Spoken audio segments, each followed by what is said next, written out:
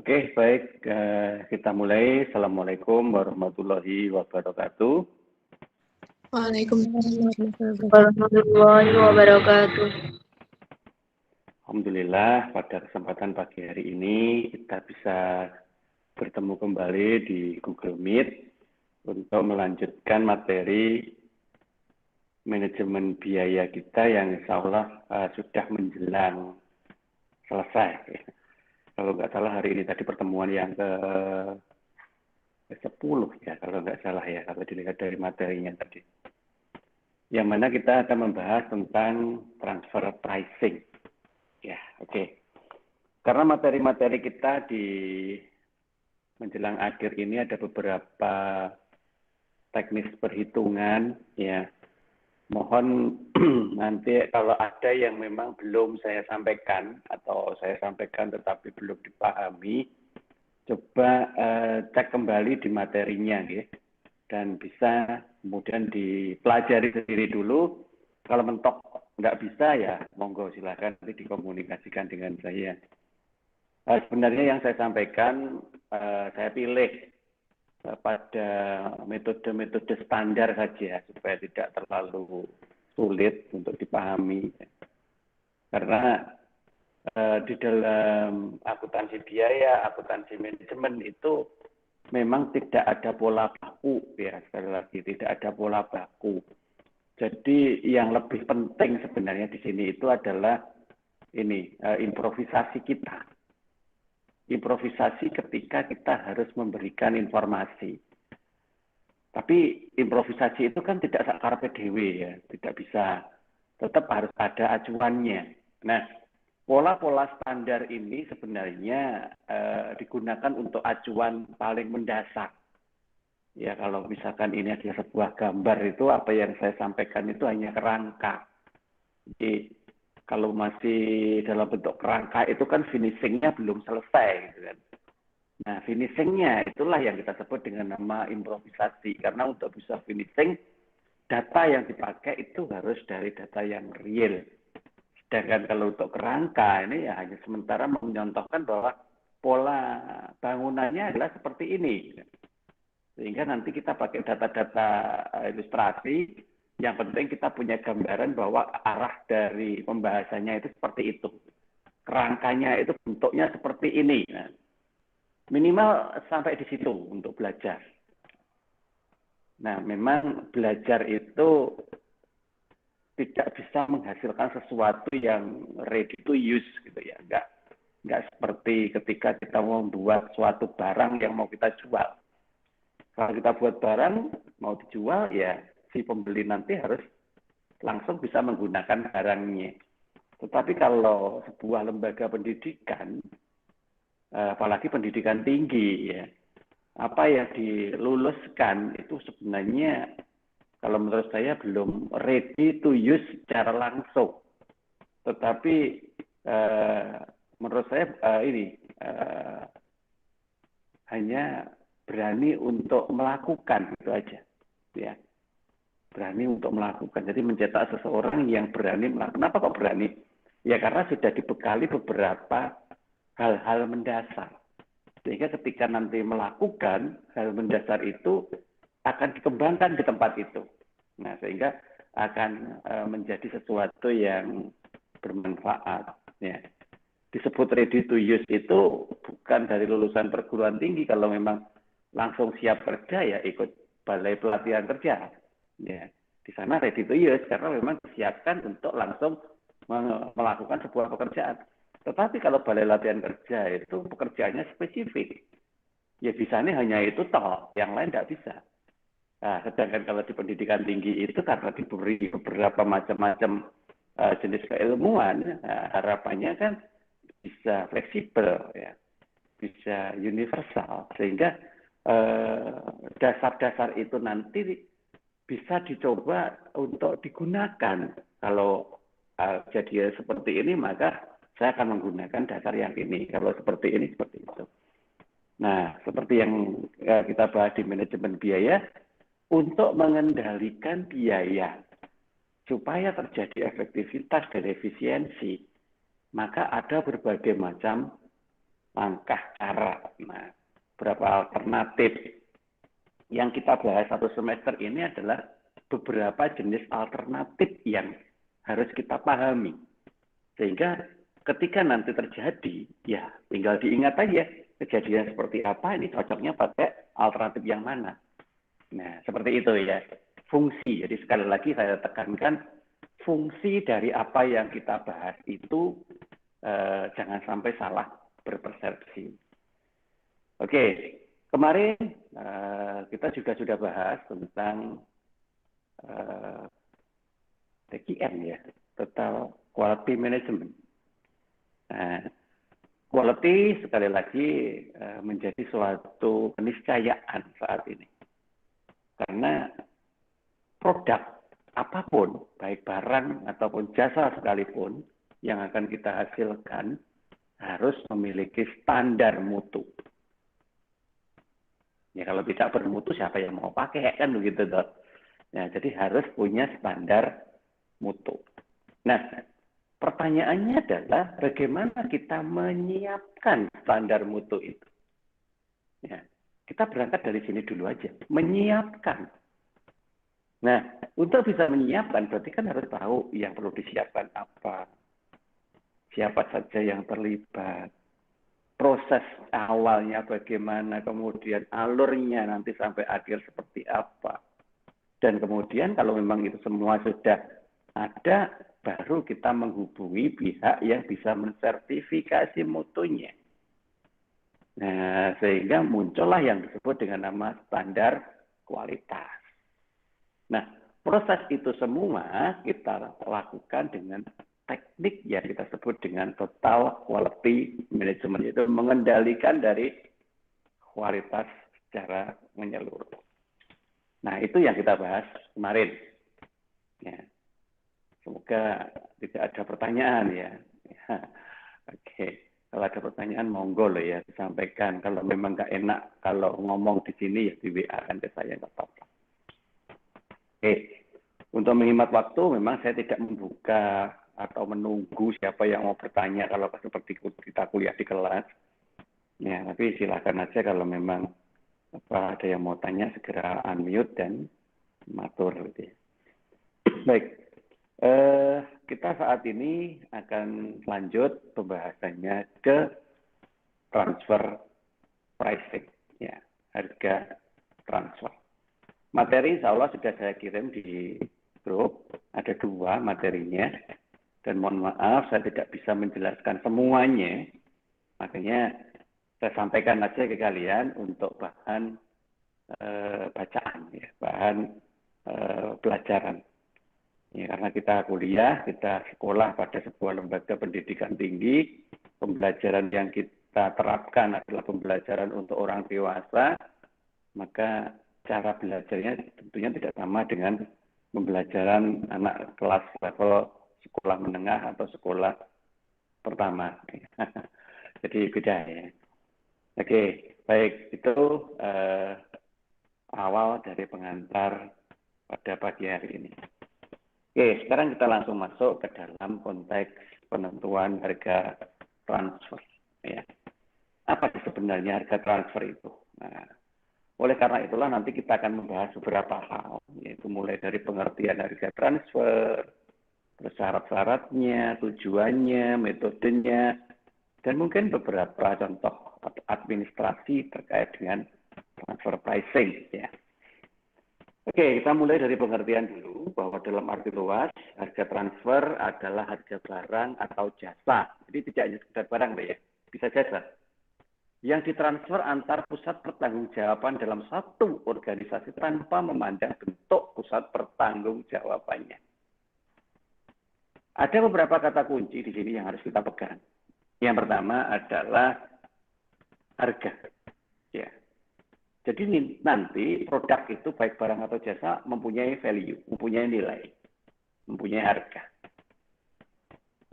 Nah, harga itu nanti dijadikan sebagai dasar untuk transfer. Transfer itu memindahkan, ya, dari satu divisi atau pusat pertanggungjawaban ke divisi yang lain. Artinya apa?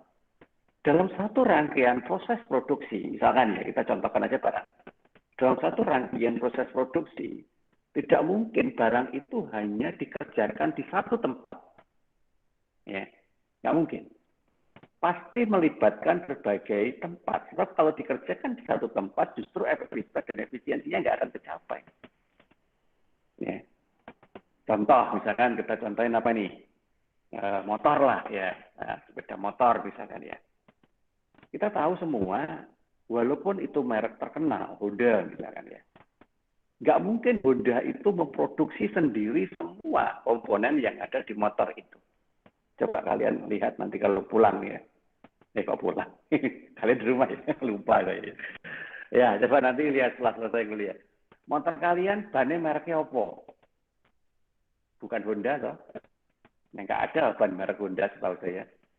Pasti dia melibatkan dari produsen ban, ya, macam-macam lah ya.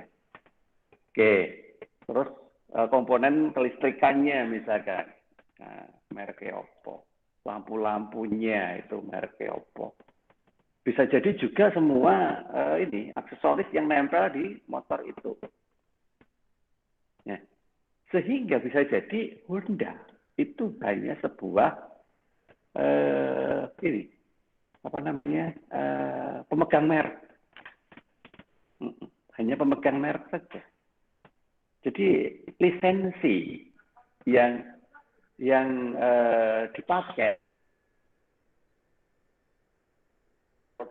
ya. Jadi Honda itu hanya sebuah lisensi. Padahal apa yang ada atau melekat di kendaraan itu, ya bisa jadi berasal dari berbagai macam tempat. Anggaplah begini, divisi 1 itu memproduksi spare part. Ya mulai spare part itu plastik-plastiknya itu, kemudian spare part untuk bahan-bahannya mulai dari yang kerangka besinya atau mungkin aluminium mesinnya, ya atau lampu-lampunya, kabel-kabelnya, misalkan seperti itu. Itu divisi 1. Berarti kan di dalam divisi 1 itu produk jadinya itu adalah spare part. Dan itu belum bisa disebut motor. Karena masih terurai-berai. Ya. Belum menyatu. Ya. Dari divisi 1 yang produksi spare part tadi, untuk jadi motor, dikirimlah ke divisi 2. Divisi 2 disebut perakitan, misalkan begitu. Nah, perakitan pun nanti ada berbagai macam sub, misalkan. Ada yang rakit mesin, ada yang rakit kerangka bodinya, ada yang rakit kabel-kabelnya. Nah, kemudian masing-masing itu kan berdiri sendiri-sendiri. Nah, ditransfer lagi ke divisi terakhir, yaitu assembly, yaitu penggabungan dari semuanya. Mesin digabung dengan kerangka, diberi berbagai macam aksesorisnya, sehingga berbentuk motor yang bisa dibunyikan. Nah, sampai ke 3 divisi seperti itu, atau 3 pusat pertanggungjawaban lah istilahnya di situ. Nah, inilah yang kita sebut dengan nama proses. Ya. Nah, sekarang nilai yang terjadi pada spare part itu kan ada. Berapa nilainya masing-masing? Nilai itu ditransfer ke bagian assembly yang per bagian tadi. Mesinnya tok nilainya berapa, kerangkanya berapa, listrikannya berapa. Nah, artinya punya nilai di situ. Nah, dari yang pertanggungjawaban kedua tadi, kan sudah mulai terbentuk nih berbagai macam jenis ya kelompok dari komponen itu. Nah, nilainya juga sudah ada. Akhirnya ditransfer lagi ke divisi ketiga, divisi assembly akhir. Rakit semuanya. Sehingga total dari nilai motor itu jelas berapa itu. Dalam bentuk break even point-nya. Nah, masing-masing proses perpindahan barang yang diikuti dengan nilai barang yang dipindahkan, maka itulah yang kita sebut dengan nama transfer. Ya. Nah, sedangkan kalau transfer pricing itu adalah nilai dari masing-masing barang yang dialihkan dari satu divisi ke divisi yang berikutnya. Jadi kalau kita bicara transfer pricing, yang kita lihat hanya nilai perpindahan barang tersebut. Nah, ini pengertian dari harga transfer. Nah, Oh ya. Nah, bagi divisi penjual, harga transfer merupakan pendapatan. Nah, sedangkan bagi pembeli, yang merupakan biaya ya kebalikan. Yang menjual siapa? Ya divisi 1 tadi bagian spare part, menjual produk spare part-nya ke divisi 2. Ya lah, bagian spare part menganggap pendapatan, bagian perakitan komponen tadi menganggap itu biaya. Nah, kemudian biaya itu diproses lagi, ya jadilah barang akhirnya yaitu kelompok-kelompok komponen. Ditransfer ke divisi ketiga, assembly. Nah, sama jual, nah kan dari divisi perakitan sub tadi dijual ke assembly akhir, ya sama prosesnya sebagai penjual dan pembeli. Nah, itu ya. Nah, ada beberapa persyaratan yang nanti harus kita pahami dalam proses harga transfer itu. Yang pertama, sistem harus dapat memberikan informasi yang relevan yang dibutuhkan oleh satu pusat pertanggungjawaban untuk dapat menentukan trade-off yang optimal. Ya. Artinya apa? Di situ memang harus ada mekanisme perhitungan. Berapa tadi harga belinya, berapa biaya yang dikeluarkan dalam proses produksinya, berapa harga break-even akhirnya. Ya. Nah, sistem itulah nanti yang kita evaluasi untuk kita temukan berapa nilai akhir dari barang tersebut. Ya, tentunya nanti ketika mau dilepas ke divisi yang kedua, di situ ditambah dengan laba. Jadi bagian spare part nanti ngambil labanya sendiri. Bagian perakitan nanti ngambil labanya sendiri, bagian assembly ngambil labanya sendiri. Nah, kemudian ketika itu sudah menjadi satu kesatuan unit motor yang utuh, dengan lisensi bermerek Honda misalkan, maka Honda akan mengambil harga sendiri di pengguna akhir. Nah, jadi seperti itu ya nanti mekanismenya. Nah, laba yang dihasilkan, seperti yang kedua ya, laba yang dihasilkan harus dapat menggambarkan dengan baik aturan trade-off. Iya, kalau labanya sedikit, nah itu kan aneh gitu loh. Kok aneh? Iya, karena harga kendaraan itu kan sudah terstandarisasi. Kalau misalkan ada beda-beda itu kan karena penjual kepada pembeli akhir yang membuat kebijakan laba yang berbeda. Tetapi kalau masih sama-sama dari pabriknya, ya tentunya sama harganya kan, nggak mungkin beda. Nah, oleh karena itu karena sudah terstandarisasi maka labanya harus jelas. Nah, tingkat laba yang diperhatikan oleh masing-masing pusat laba harus mencerminkan besarnya kontribusi. Kontribusi kemana? Ya kontribusi ke nilai akhir dari unit barang yang diproduksi tadi. Nah, oleh karena itu, ada beberapa tujuan sebenarnya kenapa ada harga transfer. Ya, kenapa kok nggak dijadikan satu aja? Ingat, tadi loh, yang memiliki usaha untuk membuat satu kendaraan, itu bisa jadi lebih dari satu, lebih dari dua pihak. Kalau mau dijadikan satu, berarti kan harus menggabungkan unit-unit usaha itu. Ya, mana mungkin bisa, karena kan masing-masing unit usaha itu berdiri sendiri-sendiri. Pabrik ban ya berdiri sendiri dengan produksi bannya, ya. Pabrik blok casting aluminium untuk mesin misalkan, ya berdiri sendiri untuk membangun mesin tidak hanya untuk Honda, tapi juga mungkin untuk kendaraan bermerek lainnya. Nah, oleh karena itulah, maka salah satu cara supaya itu bisa bekerja sama, yaitu dengan menggunakan metode trade-off, ya, pertukaran antara pendapatan dan biaya. Ya, oleh karena itulah maka goal congruent-nya itu akan ada motivasi, ya. Tujuan akhir dari sebuah proses itu kan sudah jelas orientasinya, ya. Sehingga dari situ nanti bisa dilihat berapa nilainya. Nah, kemudian yang pasti dalam proses transfer pricing itu nanti tetap harus ada evaluasi atas prestasi divisi secara akurat. Ya, ada banyak sekali ya indikator untuk menilai prestasi, tidak hanya sekedar berapa jumlah unit yang bisa terjual. Ya, tidak. Tapi karena tadi kita sudah sampaikan bahwa ada standarisasi mutu yang memang harus dipegang, apalagi kalau nanti berhubungan dengan sebuah produk dengan merek yang terkenal, merek yang sudah paten, ya, berarti kan tidak bisa main-main terkait dengan standarisasi. Nah, sehingga perlu selalu ada evaluasi atas prestasi untuk dapat mencapai standarisasi itu. Yang kedua, supaya ada keselarasan tujuan. Ya. Sebab kalau bekerja sama seperti itu, orientasinya harus sama.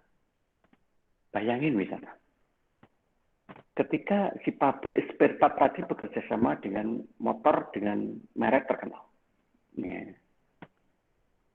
Itu pun masih terpecah lagi, karena motor merek terkenal itu kan ada yang membuat produk kelas bawah, ya, harganya murah, produk kelas menengah, dan ada yang produk premium, ya, yang harganya mahal. Ya, kita tahu bersama. Walaupun itu diproduksi dari tempat yang sama, tetapi status produk itu jelas membedakan kualitas dari hasil produksinya. Dan itu pasti beda. Produk kelas premium pasti diminta untuk menggunakan misalkan bahan yang paling baik, tingkat presisi yang sempurna, misalkan, dan seterusnya. Sedangkan kalau produk kelas bawah misalkan karena mengejar efisiensi cost supaya harga jualnya itu murah, ya sudahlah. Pakai produk daur ulang juga nggak apa-apa, misalkan bahannya. Presisinya kurang-kurang dikit juga nggak apa-apa. Nah, seperti itu. Nah, itu kan namanya tujuan. Sehingga di situ harus selaras. Ya.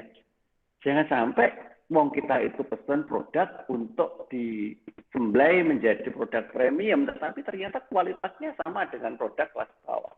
Jadi kan tujuannya nggak sama. Kalau sudah seperti itu kan kontraknya nggak akan lama, sebentar saja selesai.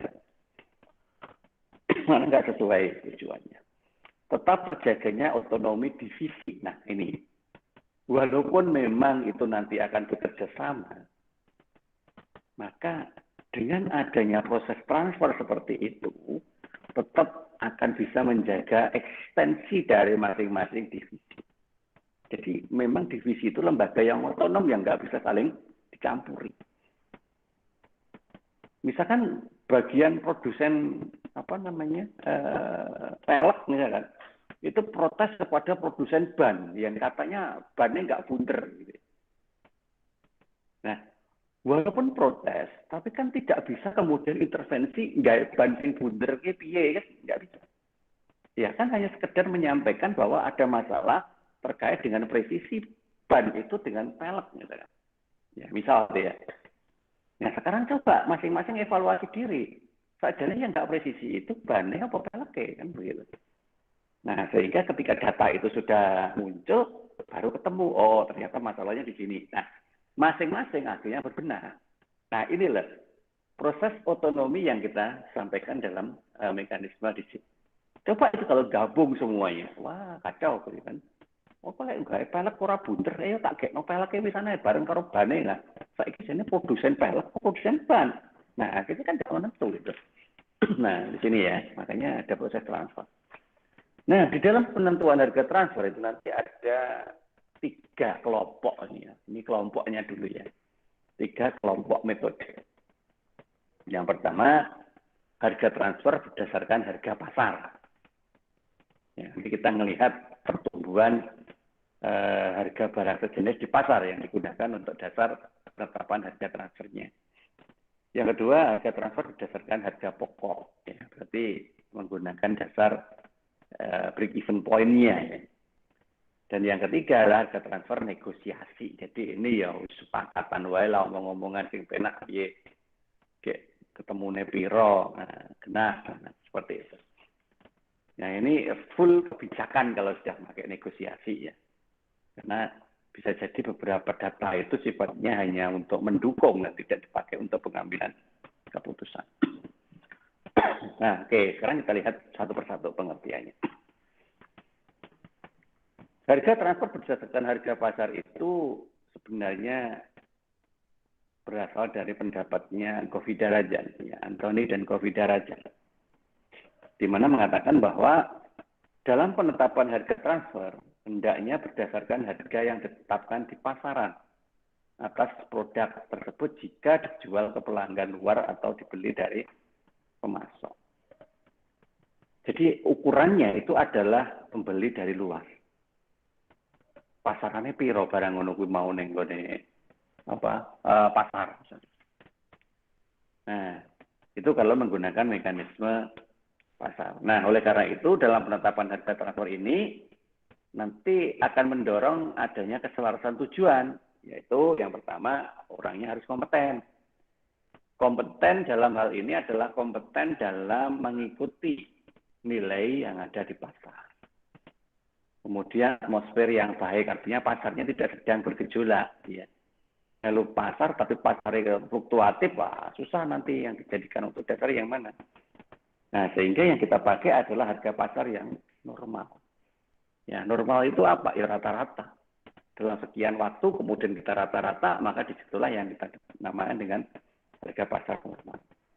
Kemudian bebas terhadap sumber. Ya, jadi tidak bisa dipengaruhi oleh hal-hal di luar dari kondisi pasar. Ya. Sehingga nanti mutlak semua data yang nanti akan tersampaikan itu benar-benar hasil evaluasi dari produsen tersebut dengan kondisi yang ada di pasar. Ya. Sehingga aliran informasinya itu tidak akan terpengaruh oleh berbagai rumor-rumor yang ada di pasar. Pasar itu seringkali ada rumor ya, namanya juga pasar, untuk berita burung banyak sekali di situ. Ya. Nah nanti kalau kita itu terlalu kepo ya, keponya kebangetan, maka kita nggak berani melangkah gitu ya. Karena apa? Ya karena ya kita tidak fokus kepada keputusan yang kita ambil. Lebih banyak mendengarkan berita-berita yang memang belum tentu benar. Ya. Oleh karena itulah maka jika nanti ragu-ragu terkait dengan penetapan nilai, akan ada baiknya jika kita melakukan negosiasi saja. Ya, jadi sepakatan lah ya, sepakat. Misalkan pasarnya kok nggak menentu nih, produk yang ada di sini kok pasarnya aneh-aneh kan? Ya sudah, kalau begitu daripada nanti disalahkan karena dianggap tidak mengikuti prosedur, maka lebih baik kita sepakati bersama dengan mekanisme negosiasi. Kemudian kelompok yang kedua, ketika kita menetapkan harga pasar itu berdasarkan harga pokok. Harga pokok ya, jadi mekanisme penghitungan harga pokok harus kita pahami dulu. Nah, alasan penetapan metode ini adalah pada pasar kompetitif itu tidak tersedia informasi harga jual produk yang ditransfer. Ya, kabeh menenge. Karena kompetitif. Nanti kalau saya ngoceh tak jual sekian lah ya diturun karo wong liya ya kompetitor liyane. Iya kalau diturun persis mending gitu ya. Kalau diturun kemudian harganya diturunin, nah yo piye coba. Karena sana bisa membuat efisiensi yang lebih dengan kualitas yang sama harganya bisa lebih murah.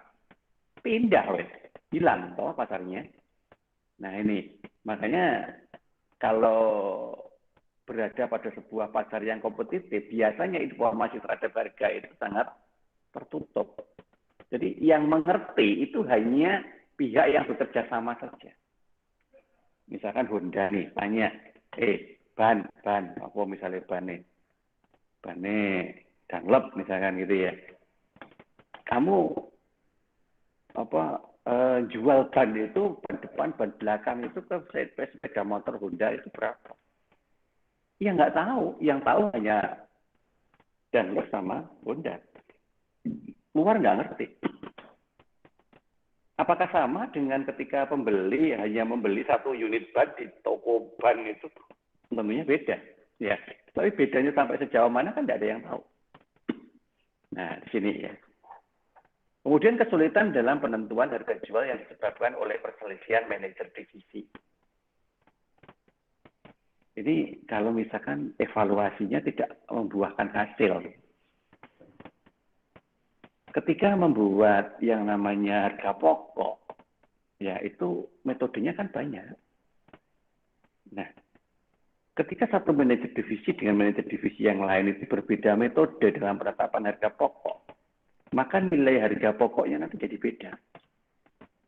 Nah, kalau nilai harga pokoknya beda, pasti deh harga jualnya nanti juga akan beda.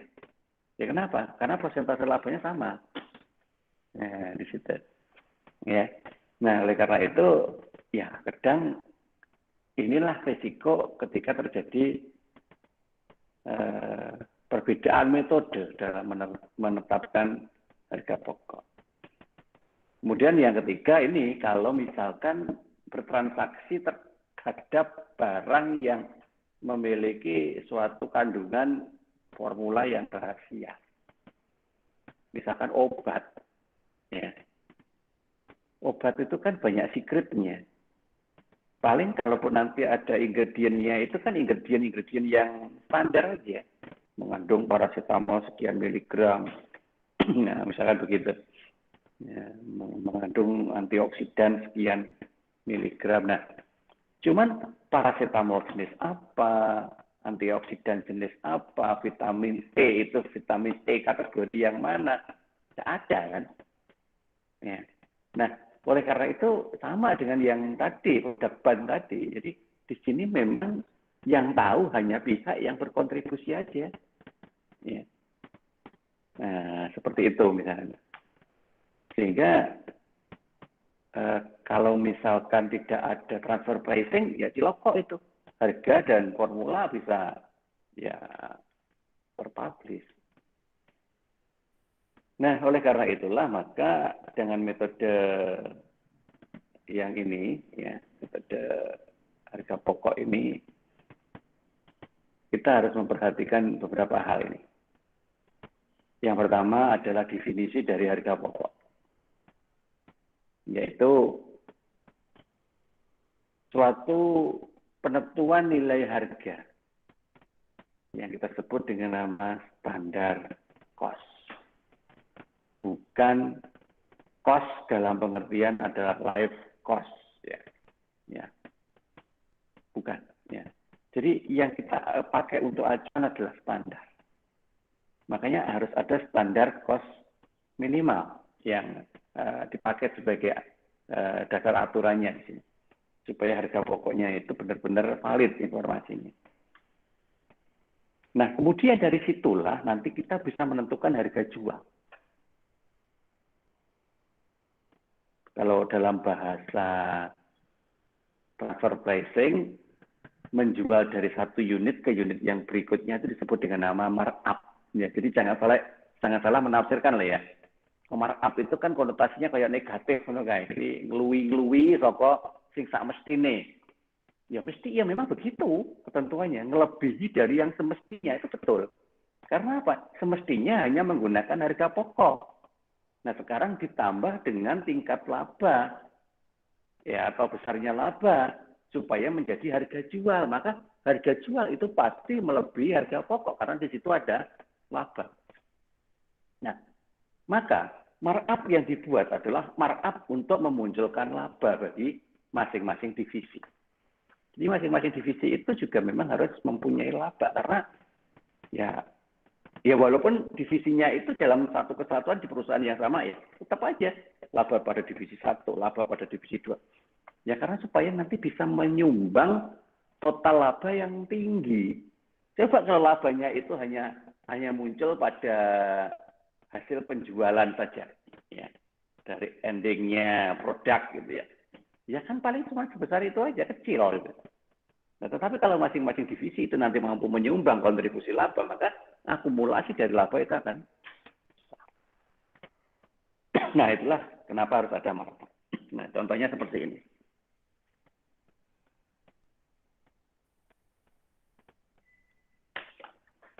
Perusahaan Zube, ya, Zube, sebuah merek memiliki dua divisi, yaitu A dan B. Divisi A menjual produknya sejumlah 1.000 unit kepada divisi B dengan ketentuan biaya seperti ini. Biaya produksi 190 juta, ya, biaya operasi umum 50 juta, biaya pemasaran 20 juta, sehingga total biaya penuhnya divisi A adalah 260 juta. Nah ini loh yang disebut biaya penuh. Jadi semua jenis biaya masuk, ya. 260. Total aktiva yang diperkirakan pada awal tahun anggaran adalah sebesar 1M. Itu data pendukungnya ya. Dan laba yang diharapkan dinyatakan dalam return on investment-nya adalah sebesar 20%. Jadi sudah diprediksi ROI-nya nanti sebesar itu. Maka yang akan dicari adalah harusnya kita markup berapa persen. Nah, untuk menetapkan nilai markup-nya. Oke, kita lihat penyelesaian yang pertama. Sekali lagi, ini yang kita pegang hanya pola ya. Hanya pola. Karena nanti bisa jadi situasinya beda. Ya. Oleh karena itulah, maka fokus untuk membahas hal-hal seperti itu pada seperti apa bentuk polanya. Yang pertama, kita membentuk pola untuk menghitung markup. Markup itu berasal dari penjumlahan dari seluruh biaya. Arbitrasi umum, biaya pemasaran, dan ditambah dengan laba yang diharapkan. Di mana laba yang diharapkan adalah 20% dari total asetnya, yang 1M tadi. Ini cara ngitungnya begitu. Sehingga 200 juta. Oleh karena itu, jumlah biaya plus laba adalah 270 juta. Nah, sekarang kita lihat biaya produksinya berapa? Nah, ini 190 juta. Oke, kalau jumlah biayanya segini, biaya produksinya segini, maka berapa jumlah akhirnya?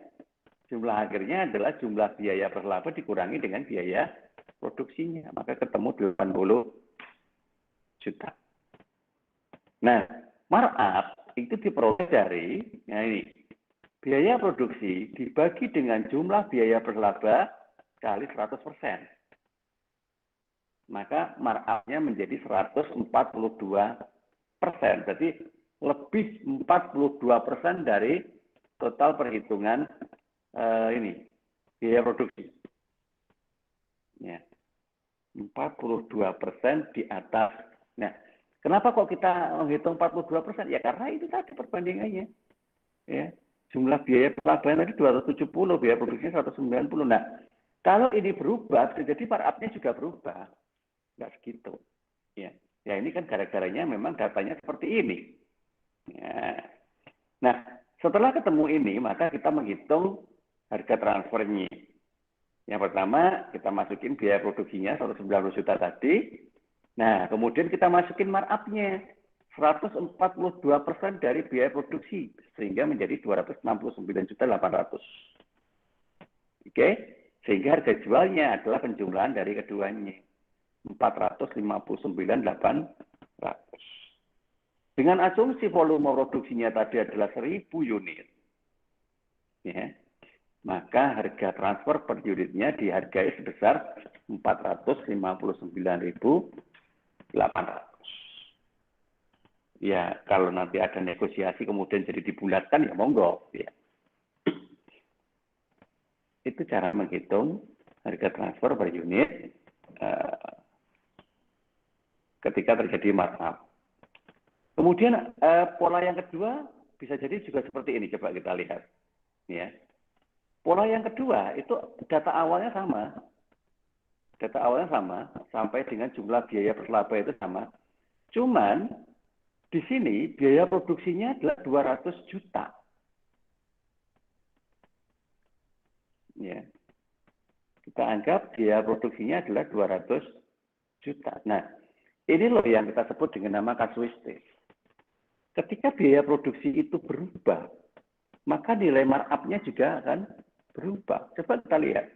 Ketika 190 juta saja, markup-nya 142%. Tetapi ketika biaya produksinya naik, justru markup-nya turun menjadi 135%. Cara hitung yang lain sama, kita lihat langsung ada harga transfer per unitnya. 470. Naik kan? Nah, pada posisi biaya produksi yang rendah, itu saja ya, rendah atau lebih sedikit, maka harga transfer per unitnya 459, tetapi justru ketika biaya produksinya itu naik, markup-nya itu turun, ya, ternyata harga transfer per unitnya malah lebih mahal. Nah, oleh karena itu kenapa kok biaya produksi itu selalu menjadi orientasi? Ya supaya nanti harga transfernya, kalau bukan harga transfer ya, harga transfernya bisa lebih rendah. Kalau harga transfer bisa lebih rendah, nanti kan harga akhir dari produk itu, karena nanti masih akan ditambah dengan biaya-biaya yang lain kan di situ. Harga akhir dari produk itu bisa kompetitif. Ya. Oke, jadi dari sini coba kita tidak sekedar hanya belajar mengurutkan angka loh ya, tidak. Tapi yang paling penting adalah mencermati dari situasinya. Penyelesaian 1 dan penyelesaian 2 itu hanya berbeda di biaya produksi. Ini. Yang satu 190 juta, yang kedua 200 juta. Tapi ternyata akan terjadi perbedaan persentase nilai markup. Ya kan? Dengan meningkatnya, nah ini disimpulkan begitu. Nah, dengan meningkatnya biaya produksi, ternyata persentase nilai markup-nya lebih rendah. Ya kan? Nah, kalau nilai persentase markup lebih rendah, ternyata menyebabkan harga transfer per unitnya lebih tinggi. Nah, sekarang tujuan kita mau apa? Ya kan, tentunya kan tujuan kita, harga transfer itu masih dalam satu produk yang sama kok. Ya tentunya gimana caranya kita bisa memperoleh harga transfer yang lebih rendah supaya nanti proses pembebanan biayanya tidak terlalu habis di posisi transfernya. Nah, untuk bisa merendahkan harga transfer, maka kita harus mengurangi biaya produksi. Oke ya, nah ini kesimpulannya. Jika maka harga transfer akan lebih besar dan sebaliknya. Nah, sekarang tergantung tujuannya mau apa.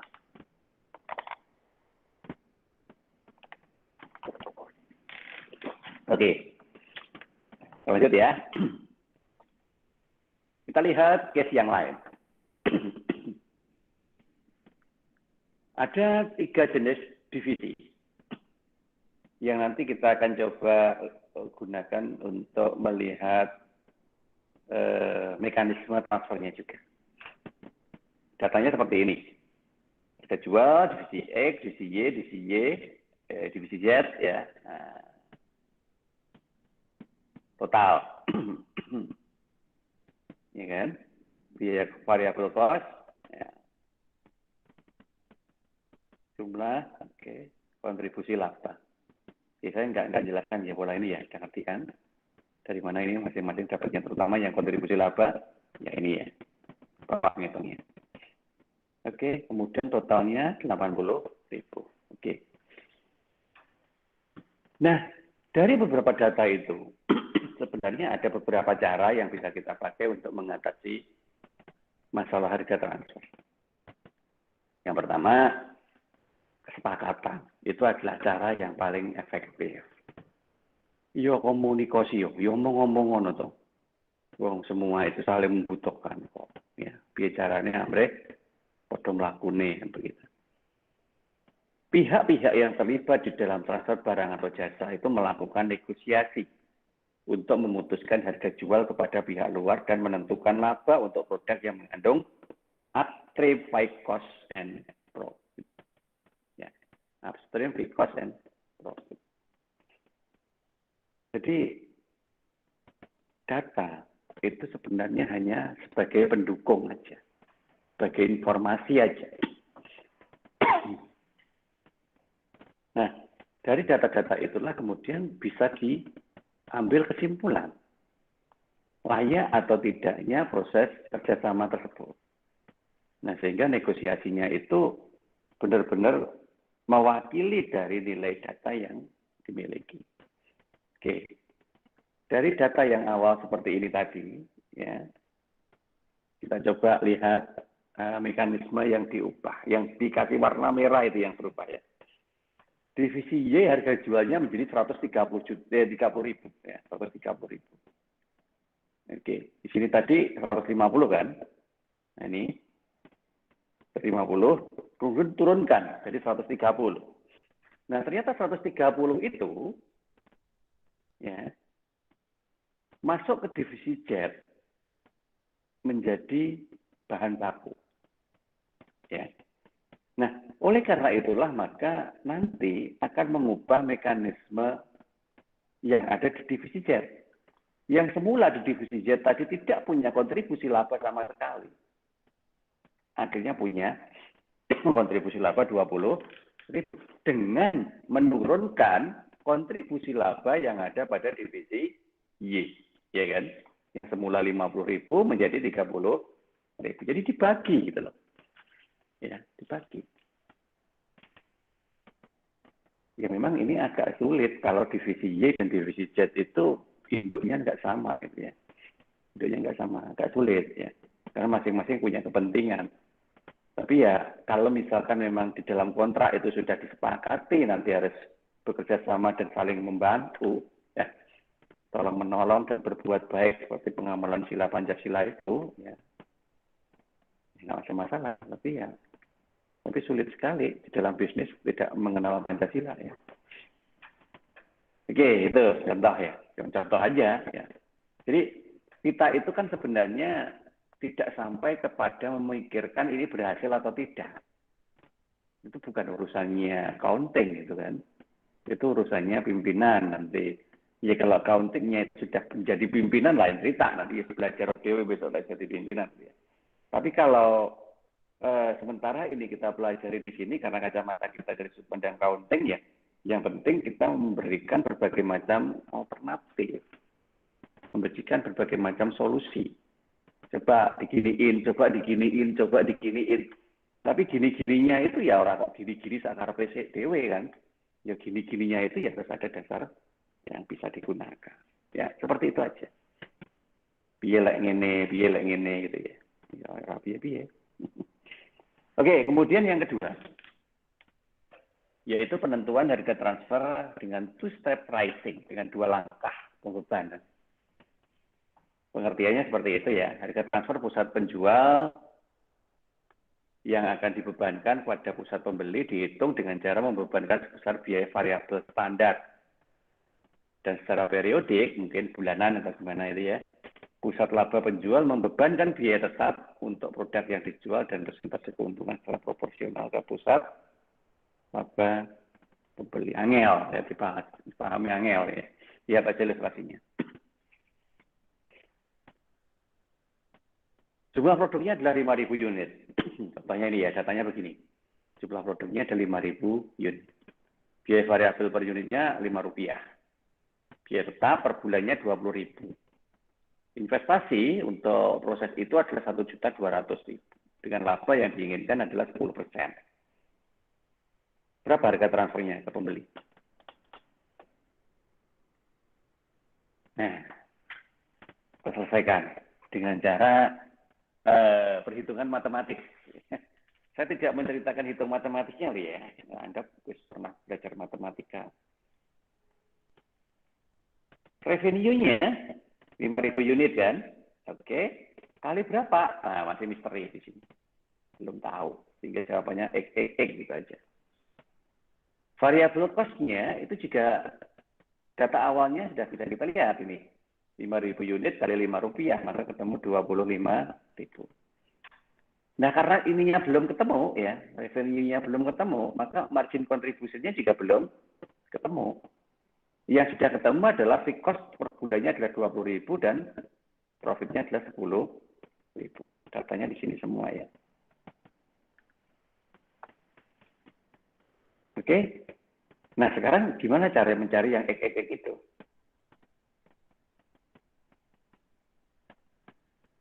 Nah, ini penyelesaian yang berikutnya.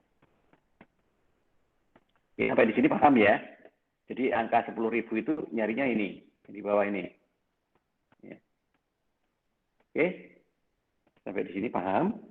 Kita lanjut.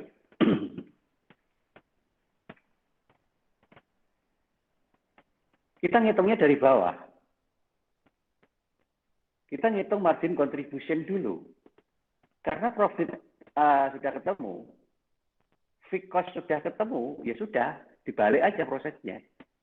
Di jumlah. Kan harusnya profit itu adalah margin contribution dikurangi dengan fixed cost. Iya kan? Nah sekarang kalau yang diketahui adalah profit, maka margin contribution-nya kan tinggal dibalik aja, jumlahkan. Maka ketemu 30.000. Ya, enak tak? Ya, ketemu. Isi tinggal yang revenue. Gampang. Ngesor ngitungnya. Ya. Maka total revenue-nya adalah 55.000 per 5.000. Maka ketemu 11 harga transfernya. Ya. Paham ya? Dari mana ini? 55.000. Nah, oke. Margin contribution ditambah dengan variable cost. Ketemu 55.000, unit yang diproduksi 5.000 tadi, maka harga transfernya per unit adalah 11 rupiah. Itu penyelesaiannya. Nah, oleh karena itulah, maka nanti kita bisa membuat rekapitulasinya seperti itu. Ya, oke, itu hanya rekapannya aja.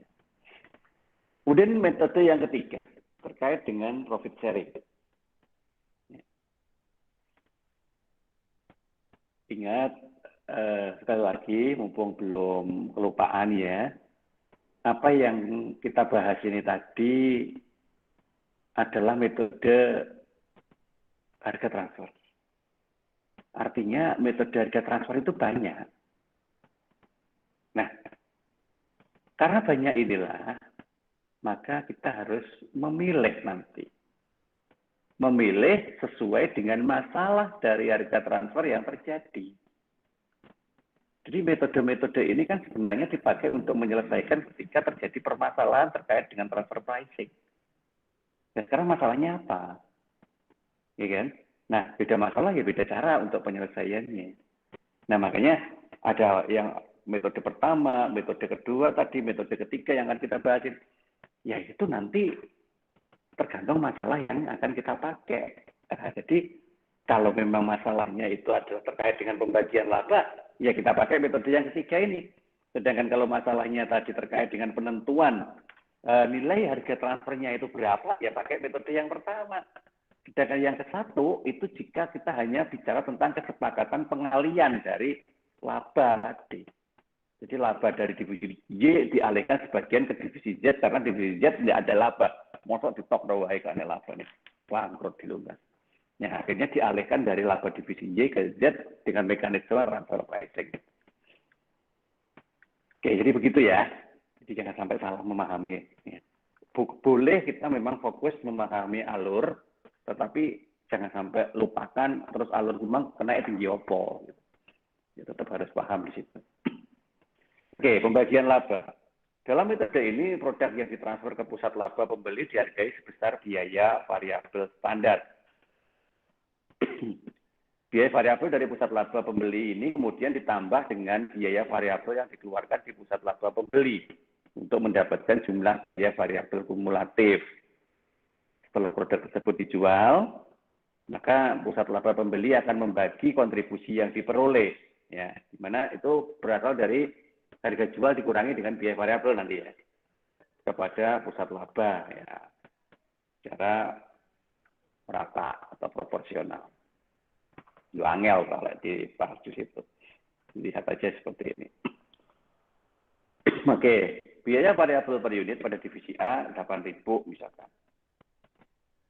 Kemudian biaya variabel per unit yang ditambah ke divisi B itu ada 5.000. Maka biaya variabel per unit kumulatifnya adalah penjumlahan 13.000.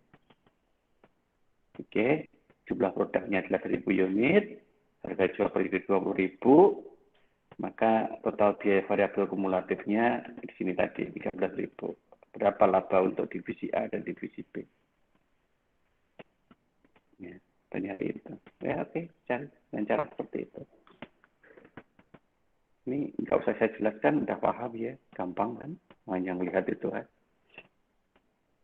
Oke, harga penjualannya berapa? Oke, unitnya 1.000 kali harga jual 20.000, maka ketemu 20 juta. Jadi variabel kumulatifnya dari 1.000 unit tadi kali 13.000, maka ketemu 13 juta, sehingga total labanya adalah selisih dari keduanya 7 juta. Sekarang kita masukin ke divisi A. Oke. Divisi A. Ini 8.000 kan? Biaya variabelnya. 8.000 per 13.000 yang akumulatif tadi kali 7 juta, maka ketemu 4 juta sekian ini. Divisi B juga begitu. Tadi kan 5.000 ini biaya variabelnya 5.000 per 13.000 kali 7 juta ya ketemu sekian ya. Karena dibagi 7 juta itu nang A sak mene nang B sak mene. Nah, sudah saya nanti nah, selesai. Ya, karena pertanyaannya adalah berapa A, berapa B. Begitu.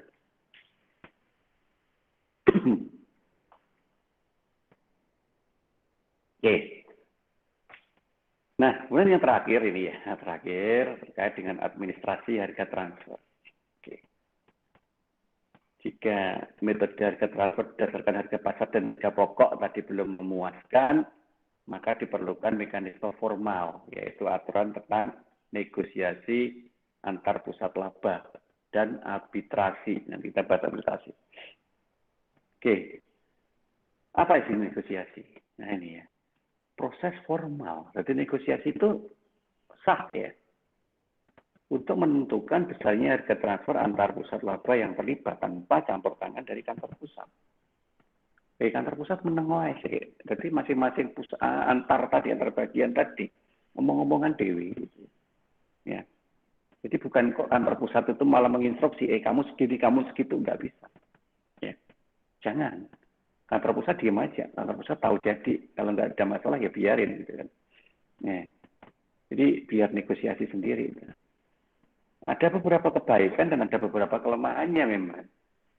Ya, nanti bisa dibaca di situ ya. Oke. Nah, sedangkan kalau terjadi arbitrasi, jadi seperti ini nanti. Arbitrasi adalah praktek untuk memperoleh keuntungan dari perbedaan harga yang terjadi di antara dua pasar keuangan. Ya, ingat pasar keuangan itu yang disebut di sini ini adalah kesepakatan terkait dengan penetapan harga jualnya. Tadi kan di depan kita sudah melihat ada berbagai macam metode kan. Misalkan ada yang menggunakan harga pokok, yang satunya menggunakan harga pasar. Jika terjadi perbedaan harga kan di sini, iya kan? Nah terus sekarang piye-piye kan tetap kita harus menyepakati nanti yang diikuti. Berarti kan kita harus mendapatkan keuntungan.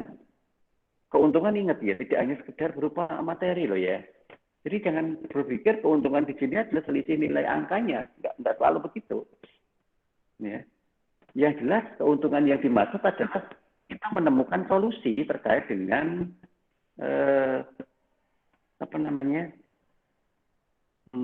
nilai barang yang nanti akan disepakati. Oleh karena itu, arbitrase merupakan suatu kombinasi yang digunakan untuk penyesuaian transaksi atas dua pasar keuangan. Ya, jadi kombinasi untuk penyesuaian ya. Kombinasi itu enggak otomatis langsung digabung atau kan enggak. Harus disesuaikan. Di mana keuntungan yang diperoleh berasal dari selisih antara harga pasar yang satu dengan yang lain. Nah, arbitrasi itu nanti sajane ada sebuah lembaga tersendiri ya. Biasanya ya lembaga-lembaga yang menangani permasalahan atau konflik, misalkan bisa lembaga bantuan hukum dan lain sebagainya. Ya. Karena bisa jadi ketika terjadi selisih itu pasti akan ada konflik nanti. Oke, mungkin begitu yang bisa kita bahas untuk transfer pricing pada kesempatan pagi hari ini. Jika ada yang ditanyakan, monggo.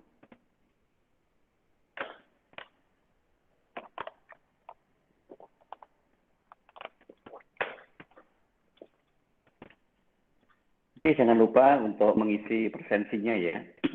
Jadi, jangan sampai nanti waktu sudah berakhir, presensi belum terisi, kemudian bingung. Bagi yang hadir di sini, kita jujur saja. Jadi kalau memang nggak hadir ya, nggak usah mengisi, Bapak. Ya, jangan juga menerima paket jasa mengisikan presensi. Ya ya memang bisa itu diisi oleh siapapun, yang penting ngetik password sintiknya.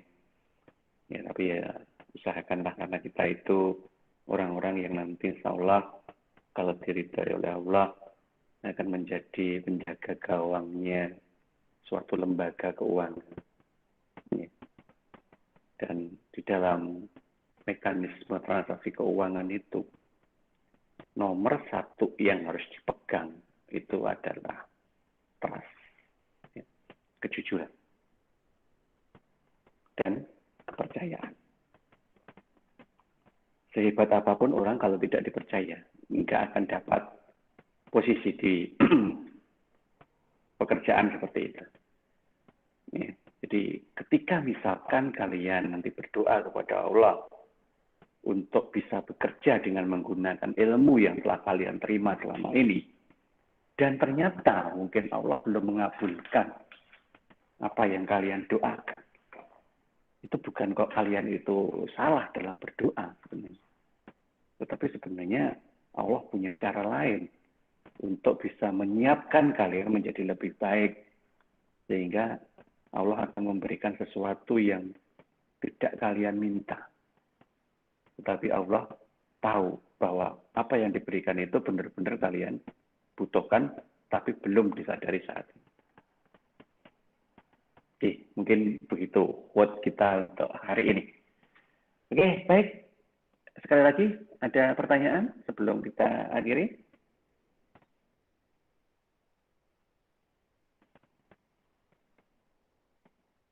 Kalau belum ada pertanyaan, oke.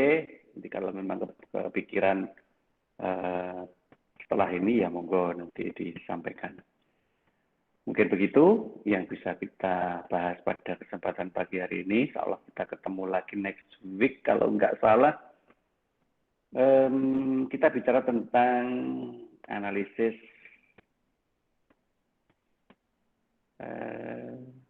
balance scorecard kalau nggak salah ya. Ya sudahlah, nanti kita lihat aja di ininya. Oke, mungkin begitu. Terima kasih atas perhatiannya. Semoga bermanfaat. Kita akhiri. Assalamualaikum warahmatullahi wabarakatuh. Waalaikumsalam warahmatullahi wabarakatuh.